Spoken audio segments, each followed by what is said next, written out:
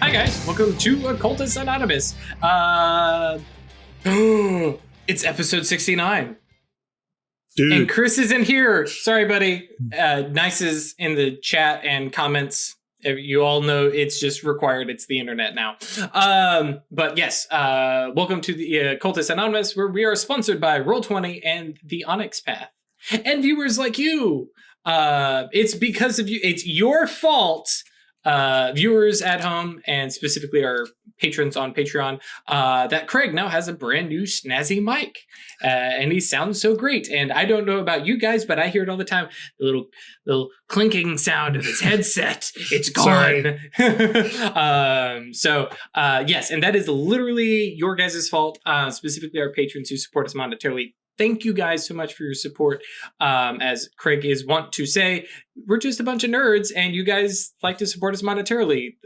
One day they'll figure it out. But so far, and actually there are several of you who mentioned it today in the Discord that like we're doing something special and cool and they want to support it. And I legitimately got a little teary-eyed at my day job.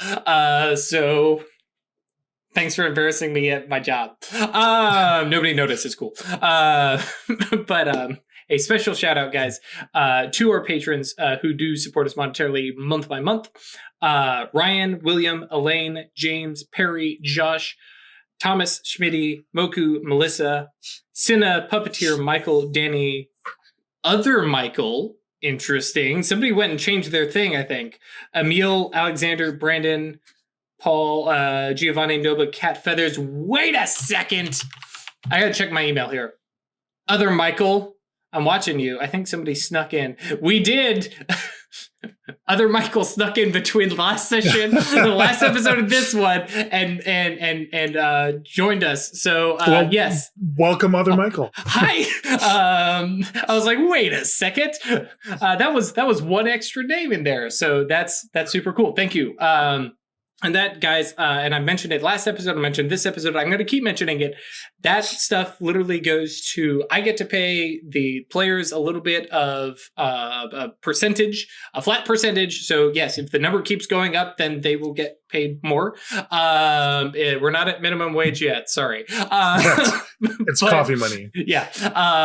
But all the other stuff, the other percentage goes into us doing stuff for this show. I use it to buy books. I use it to buy mics. I use it to buy character art. So that kind of stuff. And eventually, if we hit the, I think it's $200, I will hopefully have enough money to pay somebody to help me edit videos. So I might bring out a third episode or third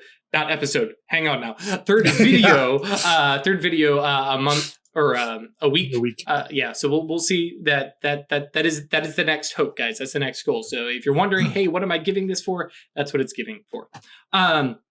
Anyways, when we last left, we had the first part of this solo session, and Wyrd sat down and called up her friend, student, mentee, manipulated minion. Yeah, there's a lot of possible terms. Stephen Klein, who has followed some breadcrumbs and then skipped some other breadcrumbs and has been drawn into her labyrinth. And she is not manipulating him, but just giving little bits of instruction and information that is trying to lead him towards an awakening, or at least doing the proper guardian thing, seeing, is this person actually worthy of awakening? And I'm going to nudge them forward. If they're not worthy of awakening, then I'm going to see if we can fix them. And if not, but I don't think Wyrd is quite that cutthroat. Though, as I think it was 4 or 5 episodes ago, just casually mentioned that, oh yeah, they might do that to Jimmy Smalls. Has anybody heard from Jimmy Smalls recently? Whoops. No, Jimmy is fine. Jimmy is a little bit of a knucklehead, but he is not on the kill on awakening list, the KOA list, I guess. Well, awakening can change people, right? Yeah, very true. So, yes, Wyrd's mini me. I don't know. I have had that internal monologue of what is Steven, what watchtower would he draw to? Because obviously there's a lot of fate stuff, but is that just weird messing with fate? And therefore... That's the thing about fate, you never really know. Right. So when we last left, Wyrd dropped off her little familiar mini Maeve, who was left at the theater to kind of draw in some essence and kind of recharge after Wyrd herself picked up some mana, and then said, in the morning, I'm going to call Showdell, which made me panic and go, not ready for that. So that's where we left off. So we pick up the following morning. I imagine late morning. We're not probably calling super early and calling up Showdell. Yeah. Cool. So yeah, he picks up. I actually think there's a moment where you hear him speaking, and there's a different accent than you're used to hearing, and it's a hello, and then followed by the shift back to what you're used to hearing as Showdell saying, Wyrd, good morning. Good morning. What can I do for you? Do you remember we were talking about the work I'm doing at the Leaf Theater? Yes, that was only a couple days ago. We should probably brief that up. Oh, all right. Are you comfortable doing this over the phone? Or I can do it in person? Sure. Let's remember that garden I told you about that you could borrow a couple weeks back? For sure. Yeah, meet me there. Sure. So yeah, you bebop yourself as I pull up the map. Back over to the 3-dot aloe that's labeled as Guardian Secret. What is this place? The Elizabeth Street Garden. Yes. So yes, for those of you who are in New York, you can totally walk by there and check out the Elizabeth Street Garden, and there's totally a secret hidden hallow there. Good luck getting into it, because that's not how things work. Anyways, so you arrive, which, to remind those of you who are new, or it's also been quite a number of episodes, it's a lovely little garden space, and they're kind of tingling, especially now, because Wyrd has space magic, space arcana, can more easily recognize the shape of this ban, and she is a tentacle mage, and therefore is able to step through it. Specifically, she is a member of the New York Consilium, and is able to step through the ban.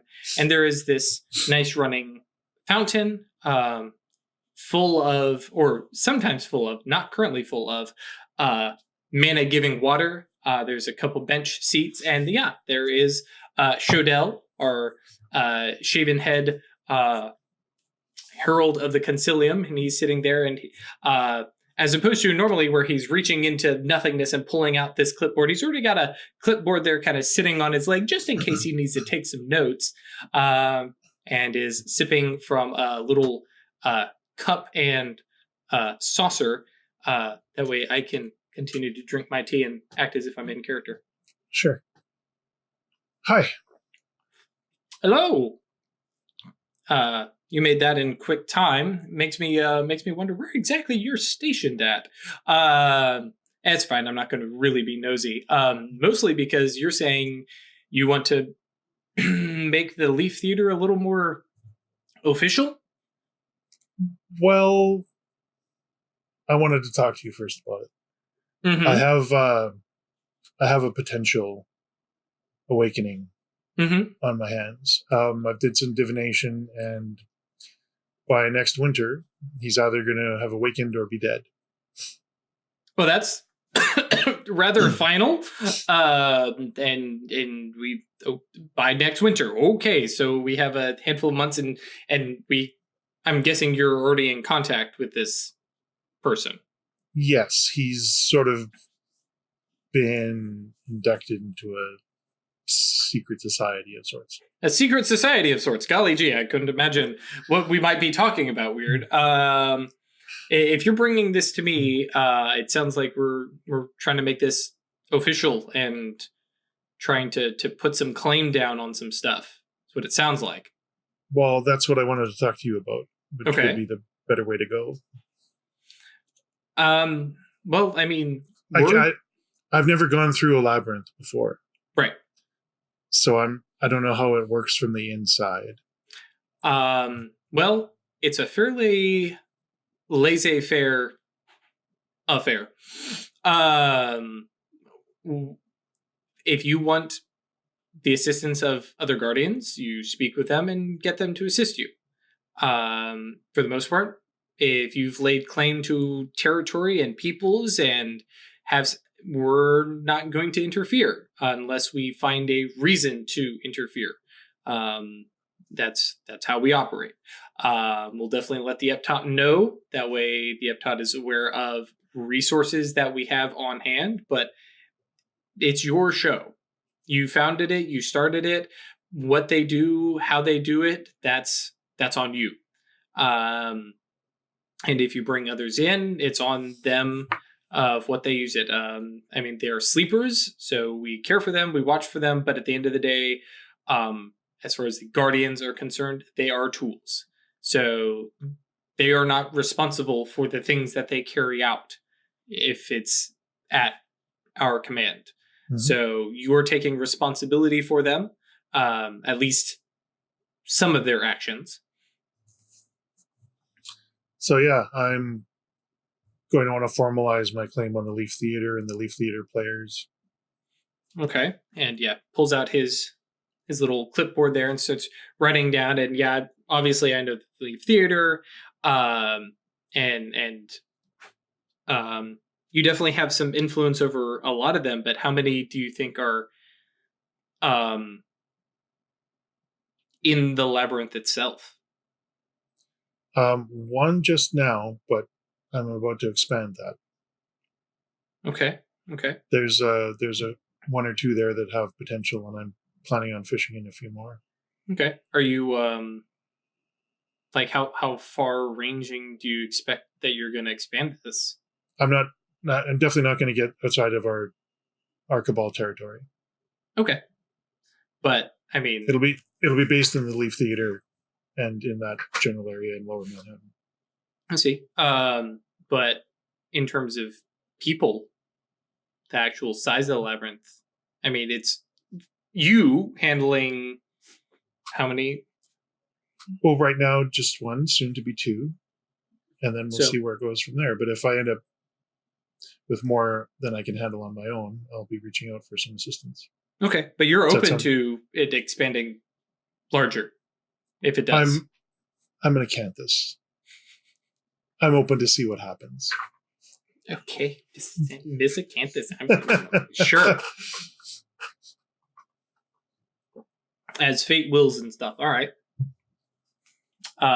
Okay. As fate wills, with the occasional nudge in the right direction. Yeah, sure. Yep. Okay. And so it's, jotting down a couple little notes. Actually, and I'm going to check my own notes.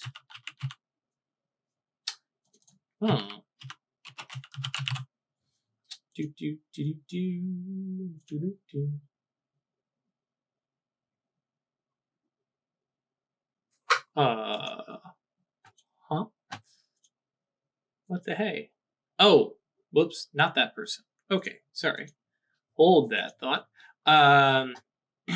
So Showdell says, all right. Well, I think we need to present this kind of formally. Sure. So if you'll give me a second here, pulls his phone out. It's like, sorry, I know it's very rude for me to be typing and trying to carry on a conversation, but okay. The Epcot will be meeting us soon. So take a seat, relax. There's a great little street cafe coffee thing. The Epcot should be here soon. Sure.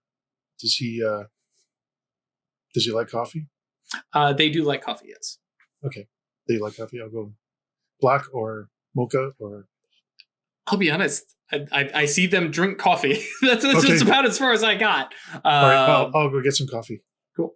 Any advice before he gets here? No, they're pretty. Have you not met the Epcot? Well, briefly, not for any kind of extended interaction. I was like, "Hey, this is weird," and a nod, and then move on. It's about the extent of our meeting. Yeah, no, don't overstress. I mean, you made your way through the labyrinth, through the veils, if albeit a odd, weird way. It'll be fine. Okay. So yeah, you beep off over, find some coffee. I imagine you go divination, mocha, black. I think actually I'm just going to use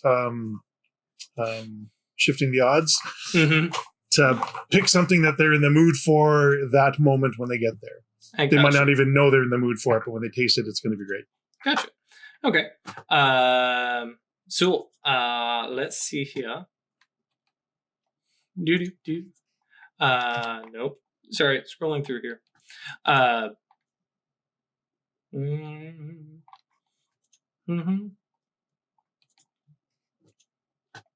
Okay. I'm sorry, I have lost the Epcot's name. bear with me, folks. All right. Yeah. So when you come back, you see Showdell is sitting there. He's got his coffee that at this point he has finished, and it's kind of sitting there on the bench, and he's chatting with probably it's hard to place an age on them, but they're somewhere in the 30 to 40 range, very androgynous, and you can tell that looking at them, there is some active magic to kind of blend their face to kind of remove any real distinguishing marks and stuff like that. And the previous times you have met the Epcot, you're going, oh, yeah, okay, that's right. Because you've met the Epcot and they have always been this very kind of blank canvas, something where you've met them, and they're a tallish, shortish, whitish, thinnish fellow, and never been able to like really nail down an actual appearance. But yeah, as you kind of step forward, and is wearing this almost tunic-esque dress, just very kind of white, very wide belt, and then drops kind of a little bit below the knees. And again, a little very kind of androgynous, like super intentionally vague person. Their hair is actually probably about the length of my actual hair. So it's a little bit long for a guy, on the shortish side for a woman. But looks over and smiles at you and says, "Wyrd, it is nice to see you again." And Shodel, being a good host, goes, "Yes. Vala, Wyrd, Vala." And yes, we've met, once before, I believe. Yeah. And I offer the hot beverage. Oh, awesome. That's pops to the top. It's exactly what I was thinking of. And just there's this very mischievous kind of grin, like, I know exactly what you did and I approve of it. The one thing I will go ahead and give you, just because you definitely know, Vala is a Thyrsus. Okay. Yep. And so they kind of sip at the drink and smile and say, so Shodel mentioned that there was some grand news that he wanted me that you should be the one to tell me, which sounds like a little bit of an overblown thing if we're meeting just here. But yeah, I kind of look a little worriedly at Shodel, and Shodel has like this shit-eating grin of like, yeah, I kind of blew this up a little bit. He may have oversold it a little. Just a little. I just wanted to let you know that, and I'm sure you already do actually, but that I'm rambling. I have a vested interest in the Leaf Theater. There's a group of actors and actresses there that I'm sort of grooming as a labyrinth of sorts. Yeah, putting on Spider of the Eternal. I had a little bit of a look at the script. It's a little bit wild, but it'll be quite interesting. I will definitely be there on opening night. Oh, that's awesome. Yeah, and I will probably drag Showdell, if nothing, just as punishment for this. And Showdell's like, yeah, yep, okay. But that's good. I will admit I have been a little nervous that the Cabal was dominating your time. So I'm glad to see that you've kind of claimed some good work of your own. Yeah. And I didn't know if this was going to amount to anything when I first started out. That's why I was not making anything official, but I think I have a candidate I've done some divinations, and next winter they'll either be awakened or dead. So. Oh. Sure. Okay. Yeah. Divinations, that is how they, yeah. Okay. So just the one for now. But, and another that I'm about to induct into the whole thing. And how many of the non-prospects are you going to be drawing into the labyrinth as well? Or are you going to keep it focused? These are people I'm leading into sort of the behind the surface, but the Leaf Theater players I think are going to be the baseline, the front. Yeah. To be a little blunt. Okay, that should be quite interesting, especially if this play takes off. I have a really good feeling about it. I suspected that you might. Yeah, it's just going to be that one of those lucky viral hits, I'm sure. But okay, I will definitely say that I approve. It's a territory, both physically and demographically, that we haven't got a claim on. The Silver Ladder will not be able to claim that we're messing with upper society. If upper society happens to come and get involved in the Leaf Theater, you're not actively trying to claim anybody or draw anybody in. You're reaching out to actors and performers and writers and directors. And it's a small theater. So I don't think the local hierarchy is going to cause us any grief about that. So very good, very good. Besides that, how is your Cabal, the Rookery? We're coming together, I think. It was very difficult at first. Yeah, I definitely had reservations. Shodel thought it was a good idea, but Showdell is more tied to this Consilium than I am. But I was worried about putting 4 new mages together with no 3. Yes, 3 now. But that is, well, to be fair, to lose 1 but then the other 3 to remain strong and as Showdell was telling me, growing. The Sleepwalker assigned to you, and now this newly awakened Mastigos, to grow and expand, and some place that you are welcome and at least not pointedly glared at. That's good.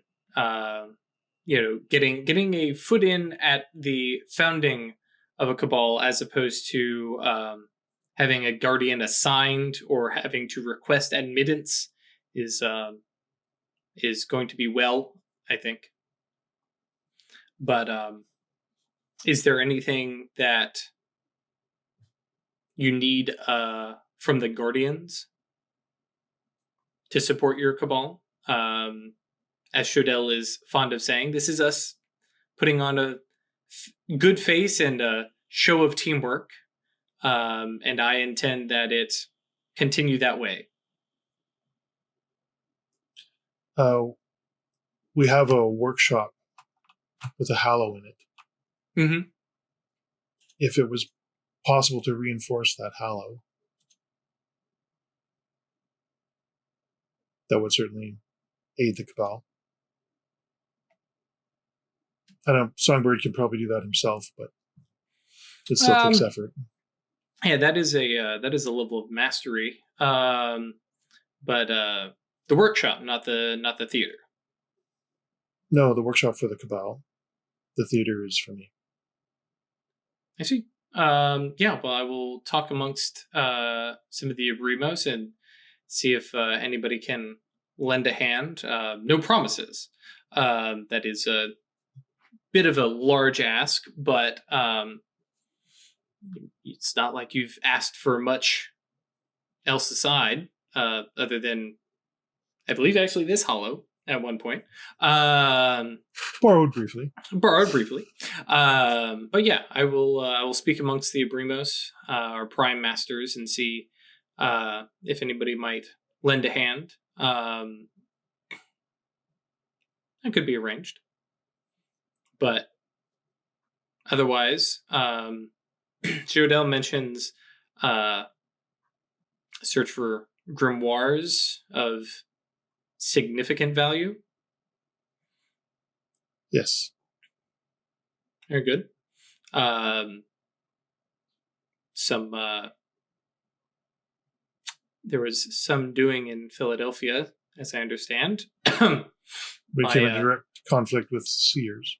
Indeed. And well done for all three of you making it out with prize intact and, making inroads with the Free Council. I'm sure that slaying two seers probably really bolstered their morale and sense of camaraderie for you all. And it helped us as well. If you were not aware, there was definitely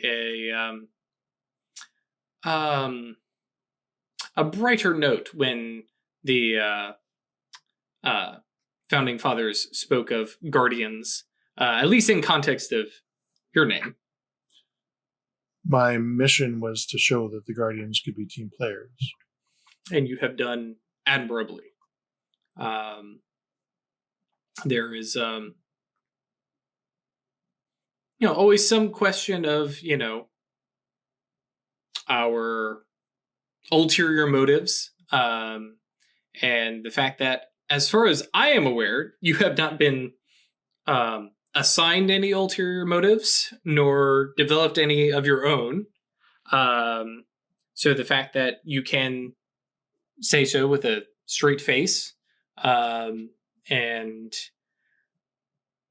not lie, I think that is beneficial.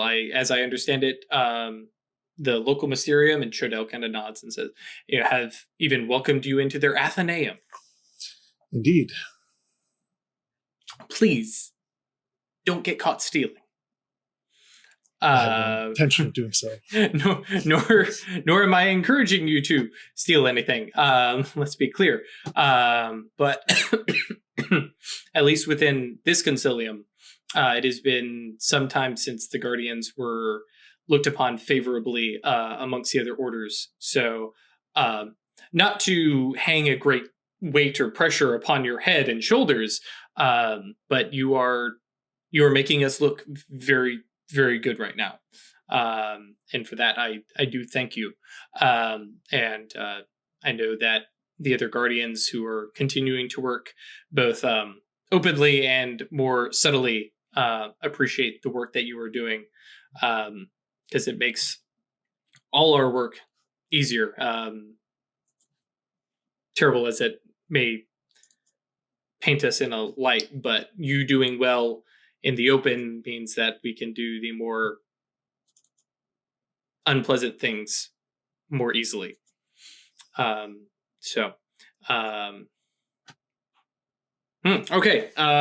More positive topics. Is there anything else that we need to speak of? I think that's it. I thank you for your time. Absolutely. It is. It's been past due that we met and actually had a proper conversation. So this was a good way to do it, even if it was a little bit overblown. They say, looking at Showdell, and Showdell's like, listen, I just wanted to make sure that you showed up and I wasn't sitting on my ass for half an hour waiting for you to get here. Vala gives a very knowing look. You could have visited me, but regardless, visiting New York is never unpleasant. So unless you all have anything else, I'm going to return back to Boston. Wait, hang on, Boston? Well, we're going to say Boston for now. I can't remember where the Epcot is set up before the shadow gets a little too rowdy with movement.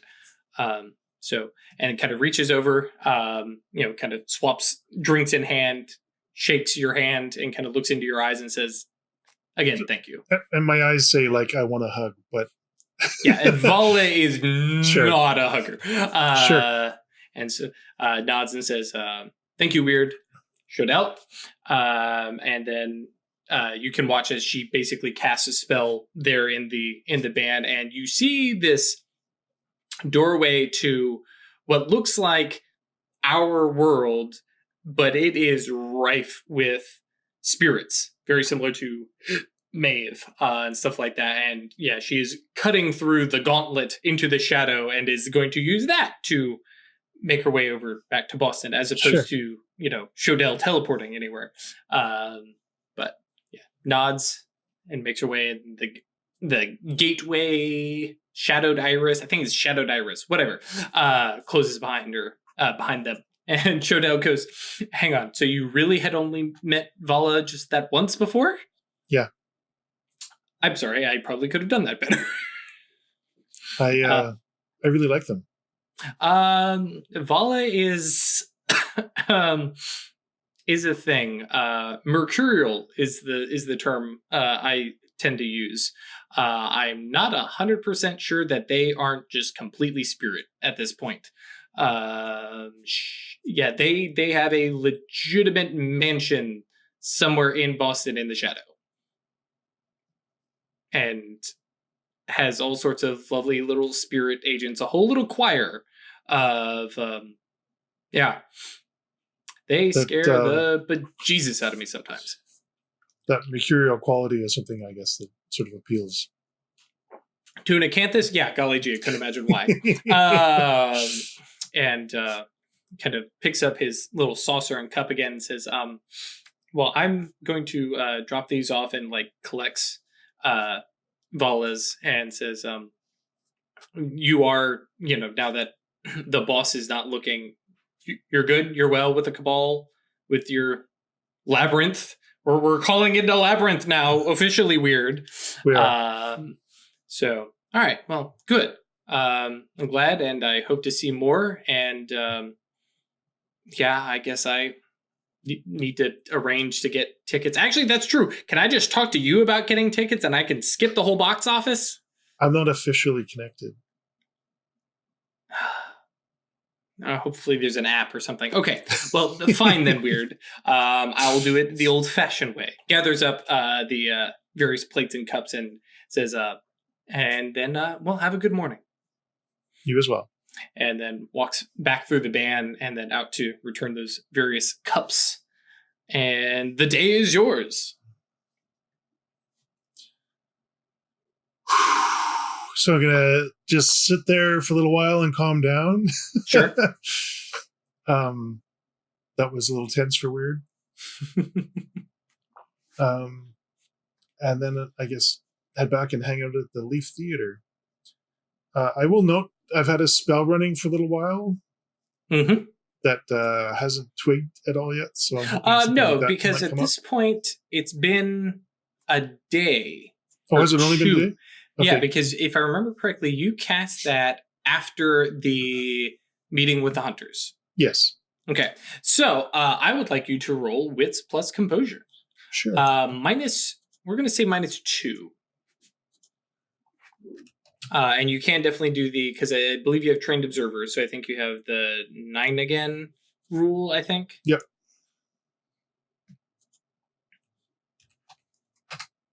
One success. Cool. That is all you needed. So you have cast that spell, and you have been kind of passively picking up things. And I'm going to say kind of in our storytelling, especially as you're sitting here and, okay, got over that and just kind of like, okay, let me think over my past day and kind of collecting your thoughts and stuff like that. And you have noticed you are catching this same billboard, advertisement, sign. It's just everywhere in New York of a little coffee shop. Boop, boop, boop, boop, boop. And let's see here if I is it the one? Is it the one? The one? Is it witchcraft? Oh no, I don't think so. But it would be kind of appropriate. Let me see here. I found out that I created this whole area where the Cabal territory is, and I would love to be able to just not. There we go. I keep moving it accidentally as I'm moving this map around. But yeah, regardless of the actual name of the place. Witchcraft, by the way, just for the audience at home, is Wyrd's favorite sandwich shop. It's on Worth Street and Broadway. Oh my God! Okay, no, I don't think you're quite that lucky. But for the sake of things, it's going to be something like that, where it's not a special place. It's probably not even a mom and pop location.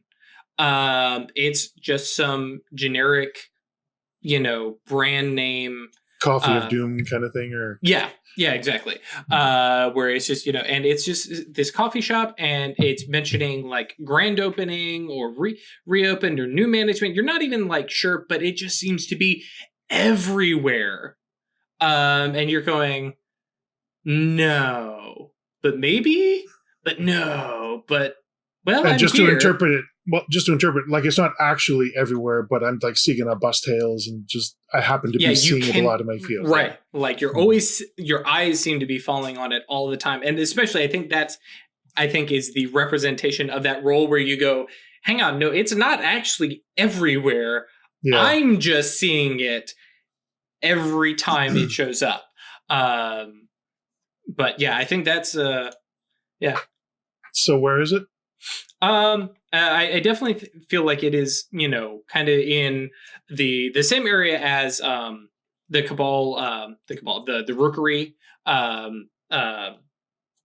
my gosh, not the Rookery. What is the name of that stupid place? Songbird's Penthouse, whatever is the Puck Building. Oh, the Puck Building. Mm-hmm. Okay. Yeah, it's up in that kind of. It's not quite down into the financial district itself. You're still up there towards.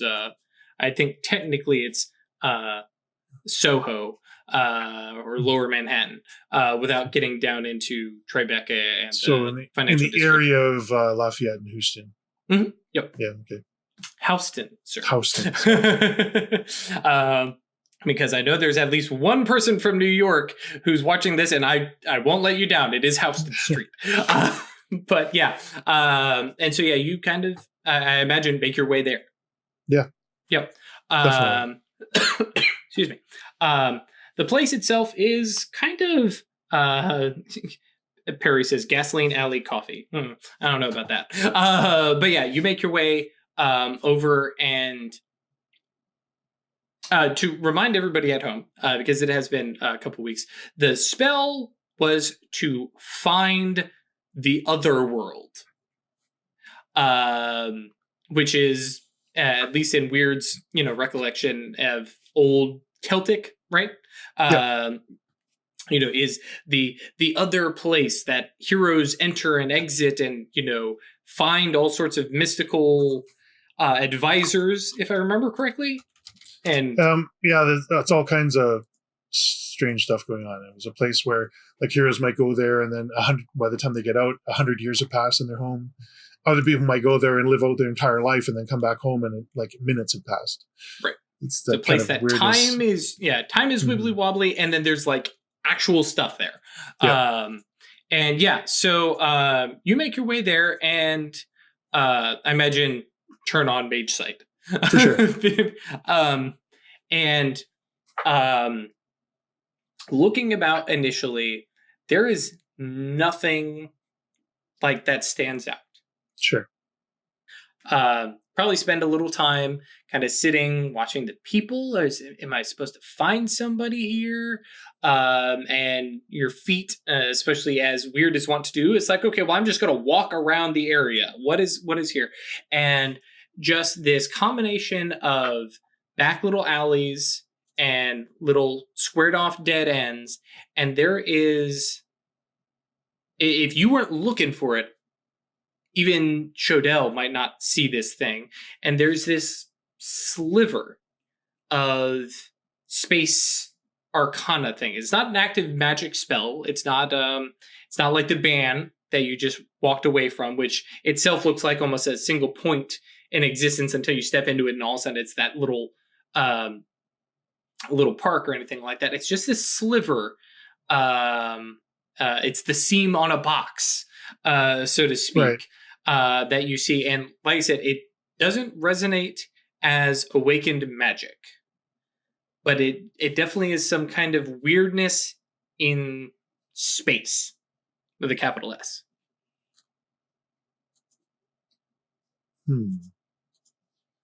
I'm not 100% on space, so let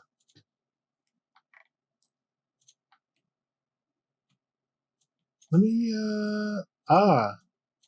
outward and inward eye. Mm-hmm. I'll give that a shot. Sure. Instant cast, but I want the 2 reach. This is going to be expensive. So 3, and I've got 2. Wait, I have 3. You have 3 reach. Oh, gotcha. Because I'm space 2, right? Mm-hmm. No. You remember, reach is based off of yeah. your dots compared to the spell. So what spell are you casting? Oh, right, yes. So inward, outward eye, you'll have 2 reach. I'll have 2 reach, because you have space 2.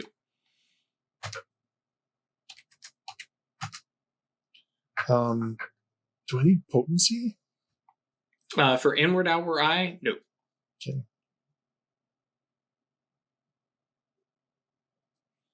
Oh, I think okay. That'll come later. Now, are you using the bonus reach for inward, outward eye? Yeah. Okay. Which, for those of you at home, normally we see inward, outward eye, and it gives us the crazy radar vision. With the +2 reach, you can use this spell to see through an existing warp or shortcut through space, a distortion, iris, the effects of a scrying spell, etc. Which, by the way, for way back when, this is how you would actually see backwards through a scry. Like, you can just active magic sight. Oh, hey, there's a scry here. This would let you go, a scry, and peek in at who's peeking in on you. And this is important for me, so I'm going to throw a willpower at it. Sure. Which you've recovered one from sleeping over last night. Yep. Cool. So we're using 3 reach for instant, and then the 2 bonus. Yep. So you're just going to do a short duration because it'll be 2-3 seconds. Oh, yeah. Actually, like 8 seconds. Yeah. Cool. Gnosis, Arcana, right? Yantra bonus, we don't need any bonuses for potency for scale. Cool. Other bonuses because we're adding willpower. So, dang, this is going to be a big one. That's 9 plus 5, 14 dice. Yep. This is a big goal for Wyrd. Right. Now, we are overreaching a little bit, but are you using your dedicated magical tool? Would my rapier apply here? As a Yantra bonus? Actually, I think so. This is you. If you use it specifically as a rod, less as a weapon. Yes, but more as this. Yeah, I think so. Okay. Yep. So I'm using my dedicated magical tool and taking the bonus from it, and that'll So we'll still. I realize you'll actually cap out. You'll be that Yantra bonus of 5 anyways. Oh, okay, yeah. So that's right. But that's still 13, and then in that case we only have a chance die for paradox, which is fine. So cool. Yeah, roll your 13. 4 successes. 4 successes. So as you just kind of open your eyes for a second and just see everything.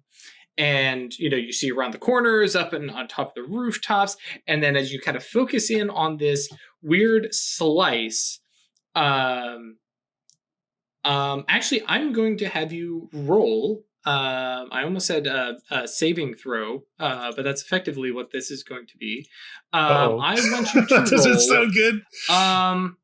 Composure plus resolve. Composure and resolve. Mm-hmm.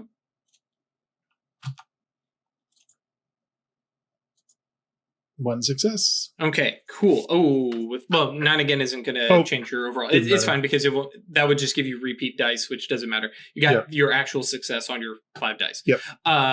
So your stomach kind of churns a little, and you get kind of this woozy, like, whoa kind of moment as when you kind of focus in on that little sliver. And you kind of like, okay, what's in there?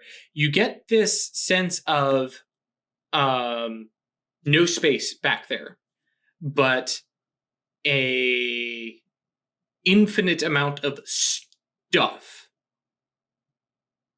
And it makes you kind of like woozy, and you're like, that's not right. Like you have this single point, and yet it is like as if somebody crammed the entire universe into an infinitesimally small point and then just kind of stretched it into this thin little line. This, as least as your mage sight is looking at it, it's this 4 foot tall little line kind of hovering in space. And you just kind of wobble as going, okay, that's a thing. But yeah, there's clearly something inside it, but not according to the aforementioned conversation with Steven. Fuck the laws of physics and reality. That's a lot of stuff, an infinite amount of stuff, everything fit into a line that is absolutely nothing. Which seems very spacey to me. Mm-hmm. Oh, yeah. I'm kind of torn. I want to.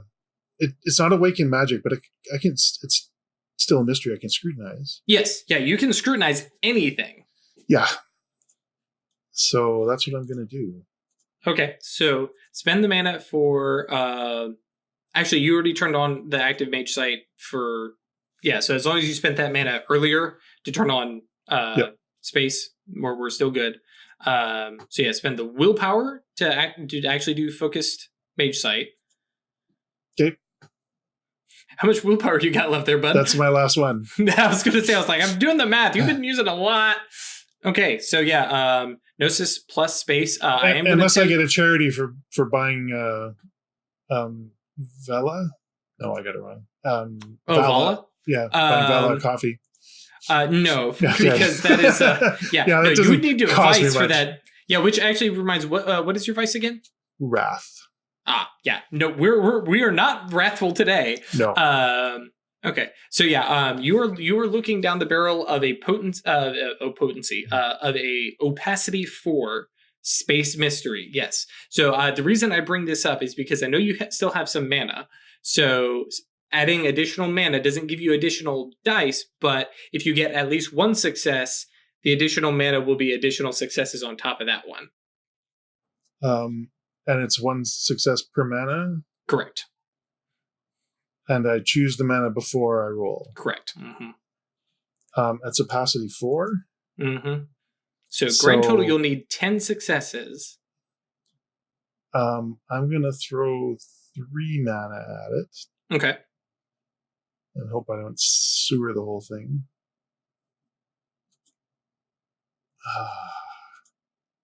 Woohoo! Yes. Okay. Five That's the first 4 successes. down. Yep. Yeah, because it's not an exceptional, so you only get the 1 door. So you have 6 left, starting with the 3. All right, but now I'm opacity 3? Mm-hmm. Okay. So 2 more mana at it. Okay. This is going to be super expensive, but if this pays off, come on, baby. Oh! Okay. So, yeah, that's a bunch of 1s. So we're still at 3 with 0 successes on that last one. I'm not using mana on this one. I'm just going to try again. Okay. I got 5 rolls, right? So 2 successes. Okay, so it's 2 of them. And my last free roll, 1 success. Mm-hmm. So you're down to opacity 2 and 1. Right, but I've used all my free rolls. Mm-hmm. Which, to remind you, whoops, not Mage Society. Where's Supernal Lore, Mage Site, Focus Mage Site. If you fail at this point, you can continue. The failed roll will add half of your gnosis to the opacity. And that fades over time? Nope. Okay. No.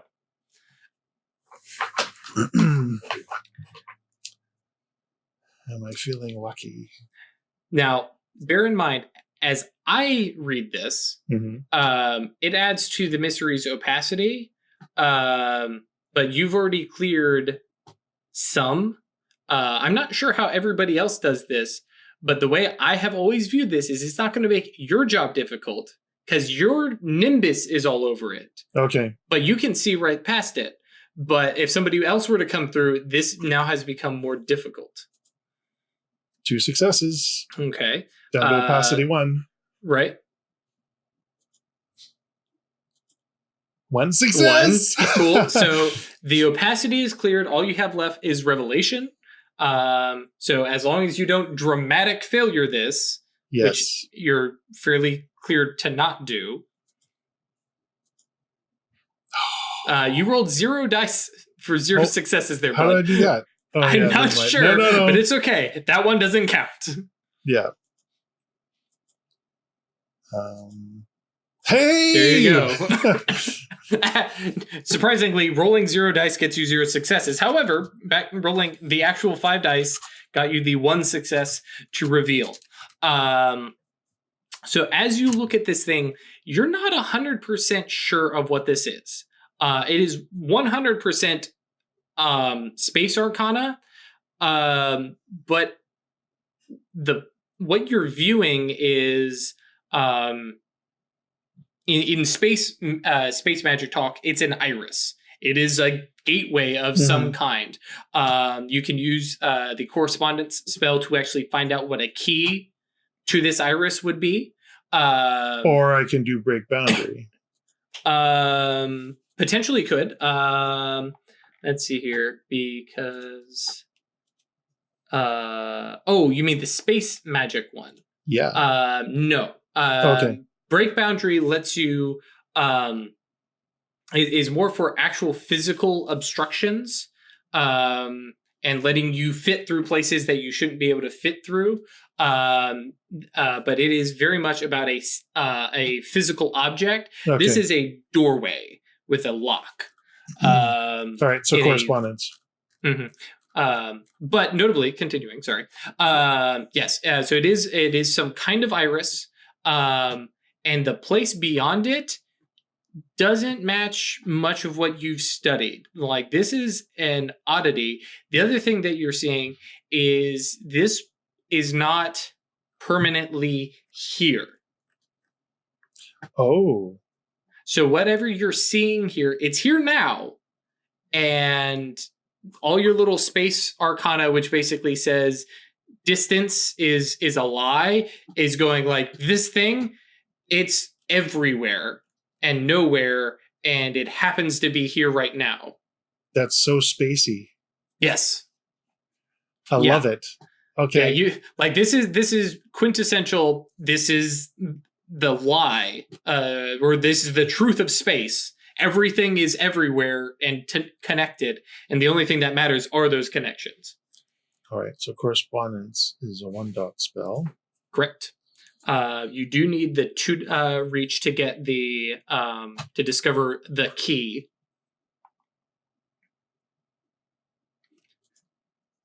I have 2 free reach, right? Yeah. Mm-hmm. It's 1-dot and 2-dot. And I need potency. Do I need potency? No? No, because potency would tell you how, and you've already got 2, and each point of potency is 1 connection. In this case, the key is the only one you need. So,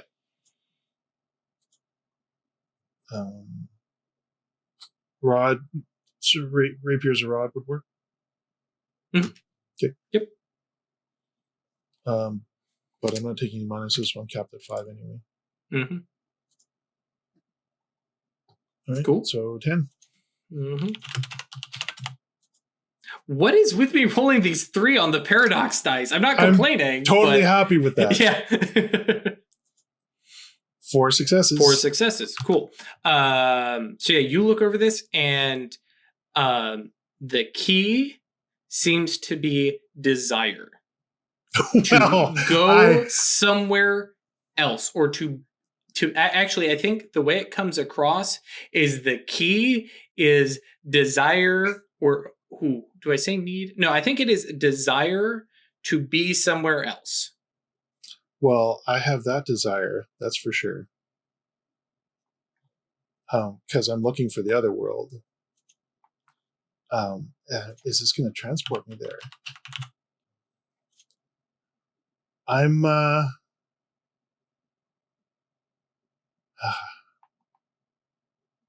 to step through. What time are we at? 8:26. Good, we got plenty of time. So yeah, you kind of, I imagine Wyrd kind of like checks the rapier, buckles it there, girds my loins kind of thing, and okay. Yeah, and step. I'm at platform 9 3/4. Right, yeah, I'm barrel through. And so tell me now that the point, that desire, and so you're thinking, I want to be in the other world. Yes. Okay. That actually works perfectly.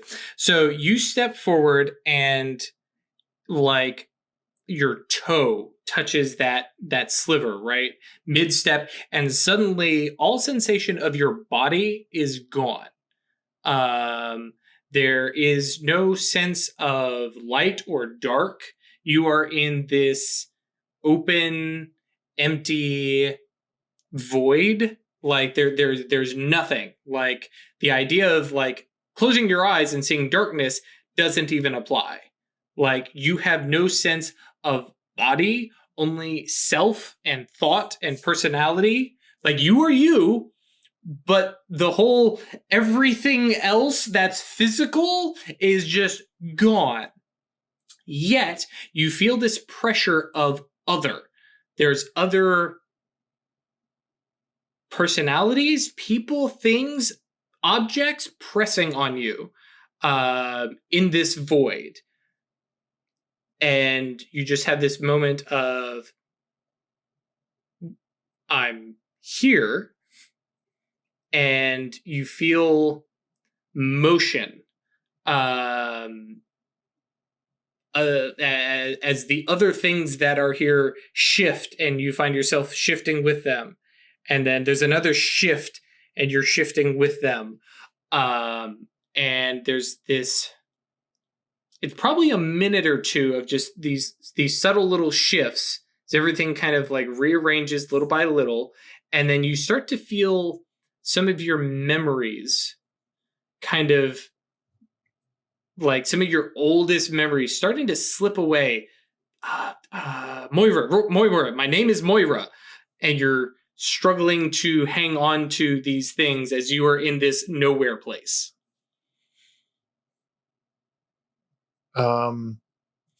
Well, this is definitely taking a turn sideways. Am I able to move at all, or am I just caught up in the stream? As you as you attempt to move, please roll. I gotta look at the character sheet. We're going to say presence plus intelligence.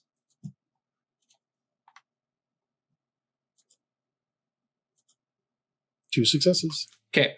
So you feel not so much movement in a direction, so much as a shrug of just on the packed subway, and just kind of claiming just that little bit of personal space. And you feel like, okay, hang on, memories aren't slipping. Okay. And you've kind of forced a little bit of influence. Like this is my space as you and it is a grabbing, scrabbling, primal, kind of feeling. All right. In for a penny, in for a pound. I want to focus my thoughts on this could have been a trap. I'm going to focus my thoughts on the other world. The things to think of after you've stepped through. Yes. This could have been a trap. I'm going to focus my thoughts on the other world and getting there to see if that... Because it seems to be a realm of thought, right? It's kind of what I'm thinking. So maybe I can manifest where I want to go. Okay. You feel this kind of lurch of movement in no particular direction, and then you are here. There's you taking this big old step forward, and you are right back where you started. Okay, so yeah. You have a sense of you have moved, yet I am still here. Because here is everywhere. No, I'm thinking space-wise. I'm thinking about this wrong. I don't actually have to be there because I'm already there. That's a spacey thing. Where's the Mastigos when I need one? Yeah, exactly. So I'm just going to step out of here and into there. I'm going to, because I'm already there space-wise. Everything's connected, everything's everywhere. So I'm just going to try and step out. Okay.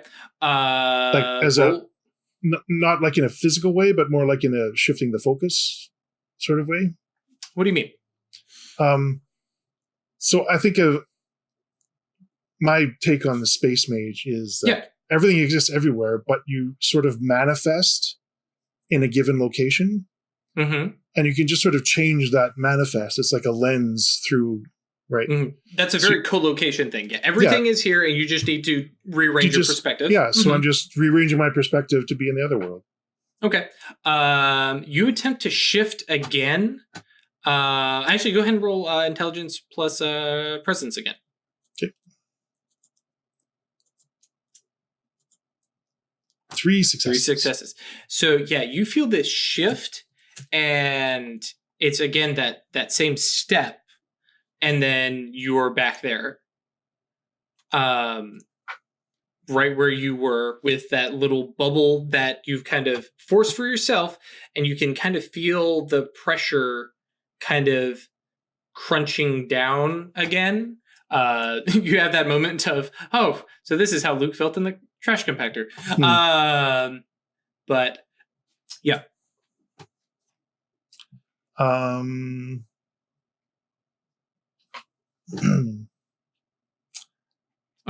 For the chat who's saying, hey, mage sight, this is her perceiving things in mage sight. Yeah. Okay, for I need to buy myself some space, so I'm going to ward. Oh, okay. I kind of dig that.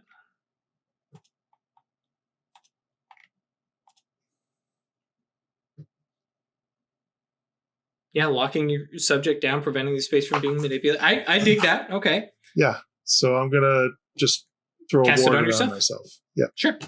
Okay. You may not use any yantras. Fair enough. So, not even shadow name? No. I don't have a shadow name in here. Cool. No, that's cool. In a terrifying crap my pants sort of way. Sure. So yeah, I have. Oh, okay. So that's a mana. Oh yeah. Oh crap. How much mana do you have left? Not a lot. Yes. Oh, hang on though. Hang on. You got to re-roll that. Oh, because intelligence and presence are in there. Intelligence, presence, and space is not the same as gnosis plus space. Whoops. All right. Yeah. Okay. But like when I look at the dice, I was rolling 5, and then the first 5, there's 3 successes. And let's go ahead and re-roll them. Okay, fair enough. Yep. Okay. Oh no. Okay. So yeah, you form the imago kind of in your head of a bubble. And it's like, okay, I'm going to have this bubble, and it just slips away from you. But as you do so, like your metaphorical body, shoulders, whatever, brush firmly up against your bubble and up against some of your neighbor entity object things. And you hear this growling, this kind of forced speech, and it takes a second, and it's repeated, and it slowly kind of coalesces into words in your head that basically says, "Stop fidgeting." Okay. And I try and form those words, and I stop fidgeting for a moment, and we'll see what happens. Right, I'm prepared to fidget the hell out of this place. But for a moment, I will. Okay. And so there's this calm, and you feel that pressure on you still, but you kind of like, I'm okay, I'm done moving. But that's it. So there's a voice out there. Directionless, I presume. It sort of comes from everywhere. Well, the directionless, but adjacent. Okay. Am I able to form words? I mean, you sure can try. I'm going to try. And so you try and growl back at this. I don't want to sound growly, but... No, sure. Yeah. Sorry. You try to speak back to the same, or just kind of shout it out? Well, I try to speak back towards the same. Okay. And say, where am I? The between. How do I get out? Pay your dues, and we can all move. How do I pay my dues? Ooh.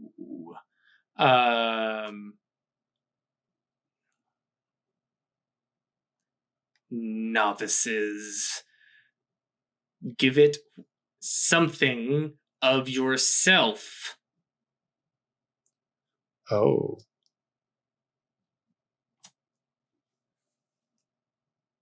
For example?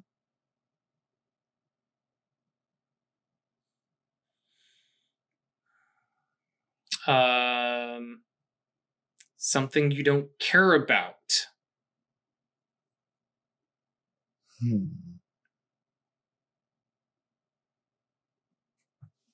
Memories, ambitions, move. Yeah. This is a hard one. This is hard for Wyrd. Because everything that she's been through is made her who she is. Mm-hmm. No, you cannot give it hair. You don't have hair. And also, no, not your soul. She probably needs that. Yeah, we have a relationship.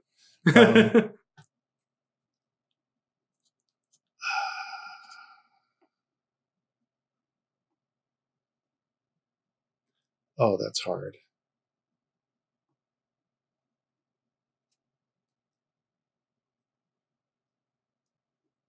Oh man.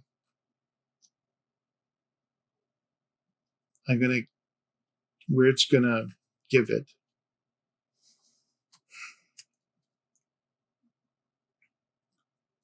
Her desire for a child. Okay, so yeah, actually that's you have that sensation of, well, Wyrd has the sensation of pulling that stuff together, that, the baby in a cradle, all that, especially, and just passes it on and just kind of pushes it out of that little bubble that you've got. And then you are suddenly outside of that tight enclosed space. And you are suddenly in that same alley. Maybe a couple hours has passed. The sun has shifted. And it feels as though you've, excuse me, walked through that little sliver and to the other side of it.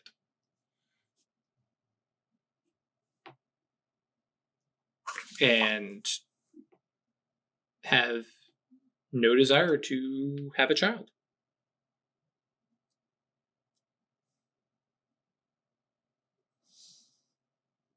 I need a moment to process that. Sure. That's a major shift for Wyrd. Mm-hmm.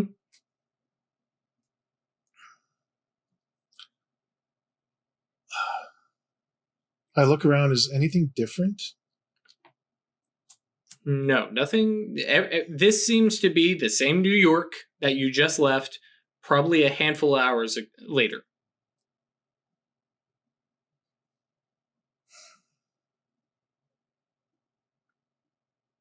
How long do you think Wyrd sits? For a while. Okay, cool. So time passes. I imagine, especially as Wyrd is kind of coming to grasp with the fact that this, I imagine, probably secret, deep held desire is suddenly not there anymore. And there's probably a feeling of loss of that thing that you gave up, but hey, I don't want a kid anymore. And so and there's probably a very clear mental delineation, especially you talk about the inner monologue of going, that was a big thing for me, and now I don't have it, and it doesn't bother me, but holy shit, that's dangerous to potentially be giving up things that I remember caring about. As you are having this thought and process, because I need to double check. Man, you went deep, and I was not ready for it. Let's see here.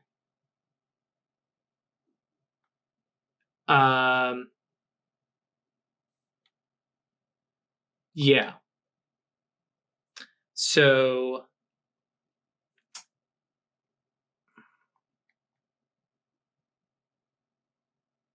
because you spent willpower for, yeah, okay. I'm just going to say that has happened. So your Wyrd is concentrating and just kind of eyes are open, because she's sitting in an alley, so she's not closing her eyes to the world around her. And actually, I think, no, because outward, inward eye at this point is definitely gone. Yeah. And there, from that sliver, steps this figure. It is definitely not in the material world. You see the same kind of liminal glow, not quite here thing, similar to when you look at Maeve or when you speak with the dead and Death Mage Sight to see ghosts.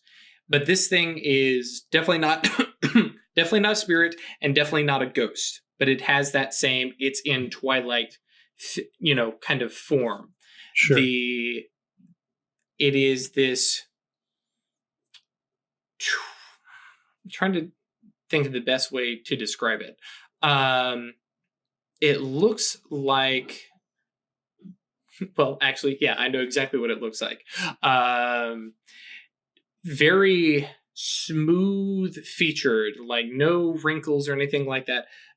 Very flat, almost mask-like face, lacking a nose, and actually super smooth, like carved out of wax, and it's just slightly drippy. Actually, it probably slightly resembles those weird wax dripping people that you saw in Linwood Hall.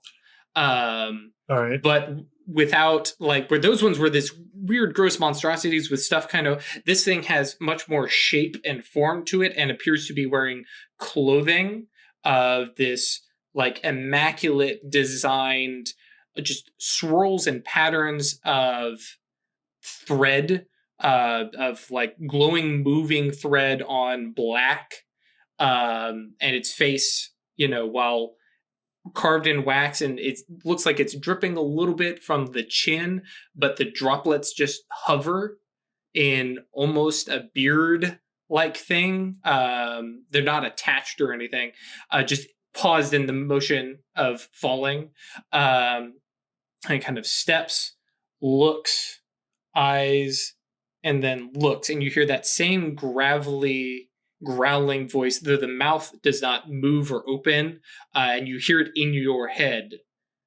Novice, you could have killed me.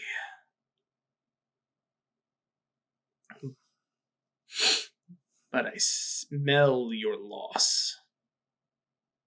You paid deep.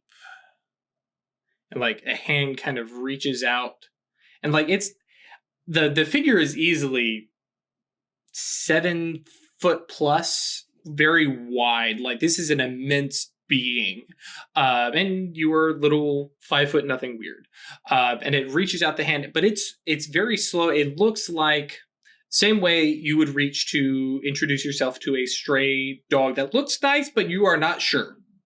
And it's this very slow, hesitant touch on the shoulder. The loss will pass. But you were a fool for paying so dearly.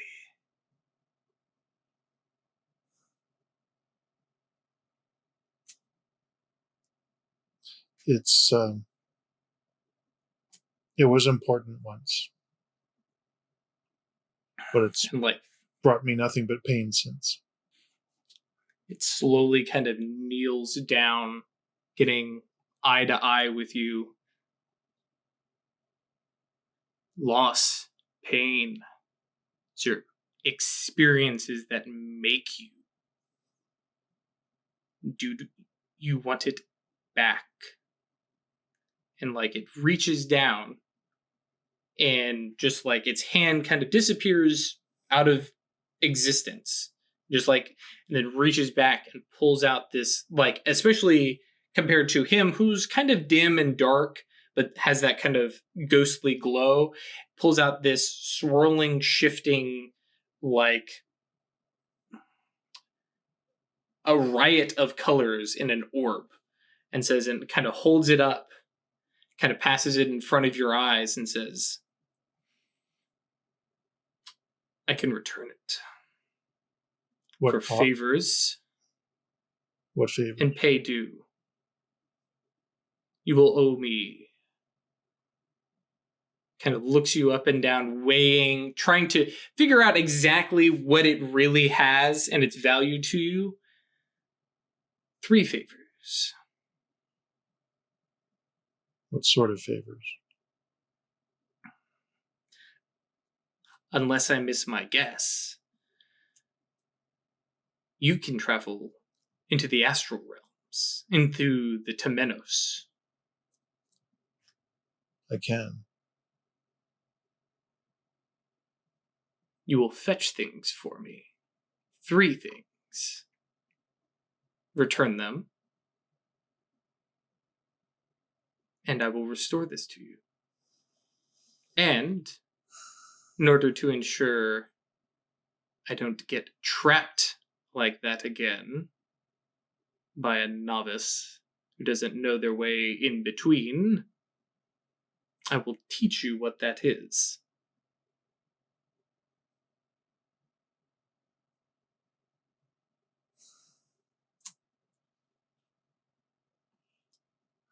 This is tough. The way is open for a time yet. I want it back. Very good. And reaches down with its free hand and kind of brings your hands up, together, and carefully sets it onto your hands, and then, basically guides you to push it back into your chest. And damn, is this a emotionally painful experience, because that desire comes rushing back. But with it comes some of the other things that went with that. Some of that desire to have a kid, and the, thoughts and the little daydreams of like, hey, meet the right guy. Maybe I can adopt. All those little possibilities, all those little positive daydreams that go with the, ways to have a kid, and all the good and the bad come rushing back. And I don't know how weird process is this. And it all comes back with the pain and loss. Right. And it just starts sobbing. I'm sure. Yeah, and the thing has its hands resting on your shoulders, and it is not a comforting where I'm about to hug kind of thing, and you can hear it inhale and just like breathing in the sobs and the sadness and the raw emotion and feeling that's just coming off of you. But it sits there with you until Wyrd regains control of herself. Yeah, it takes a little while, but yeah. Sure. Eventually your rage sort of tamps all that down. And looks and says, 3 things that represent you. Find them in the Temenos. Bring them to me. My choice? Choose well. Of course.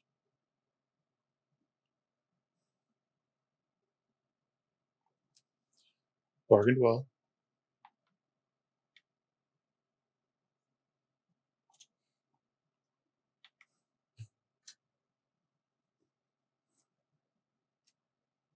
I'll need some time. Kind of looks back at the little sliver and kind of looks up.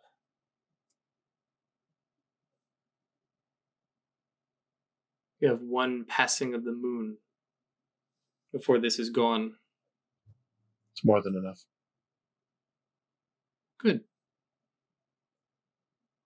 Kind of slowly stands back up, and you notice he's probably gained like another foot in height, maybe another 50 pounds of just size, and just kind of steps back and folds himself back into that little sliver.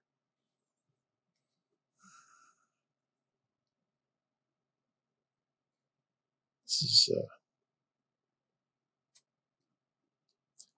Yeah. I head to Wyrd Street. Cool. Not a long walk, but it is probably a really lonely, rough one right now. I'm taking my time. Yep. Make your way back there. Yep.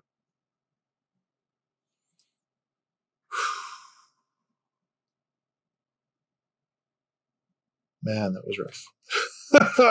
Shit. I wasn't quite expecting you to give something so deep. She wanted to make sure she got out of there, and she knew that was. That's a fair accounting. And it was also the thing did say, "Give it something you don't care about." Well, but really, that's only brought her pain and suffering. Didn't quite realize that she missed it until it was gone. Yes. Yep. It's also given her strength. And, like in a damage healing sort of way. Yep. All right. So back to Wyrd Street, and she's going to take some time to collect herself. Sure. And I think that is a appropriate place for us to stop. Yes. Whee! Hi, guys! The one thing I'm going to ask Craig, because I want to make sure that my storytelling came across correctly, because we had this issue before with Mammon and Memories. Wyrd was standing in the other realm. That between place. All right. So, yeah, definitely going to probably have to go back and... Not where she wanted to go, but what she asked to go. Nice. Yep. Yeah. Something to learn about and read about. And, well, I don't know how much reading you'll be able to do about it, but you at least have some kind of guide thing. Yes. And now we have to go to the Tomatoes, because, damn it, you guys have played for 69 episodes and nobody's gone to the Tomatoes, so I'm going to make you. I've been thinking about it a couple times, but I know. I had other shit to do. Yeah. Yep, and I know Songbird has expressed interest in going and seeing Thor and Odin, and yeah, so who knows what we're going to do. But, and I'm probably going to need some backup for that. Depends on what you decide that you're going to go snatch up in the Temenos and run away with. Yeah. But yeah, things that represent you. Yeah. Cool. Songbird wants to go see Songbird. Says Songbird in chat. Thanks, Chris, for joining us. This week on a very special episode. Yeah. Y'all learned something about Wyrd that I have known about a little bit. But yeah. Whee! Was not ready for that. I'm glad that happened at the end of the episode, because if we had done that first, this would have been a very different second episode. Yes.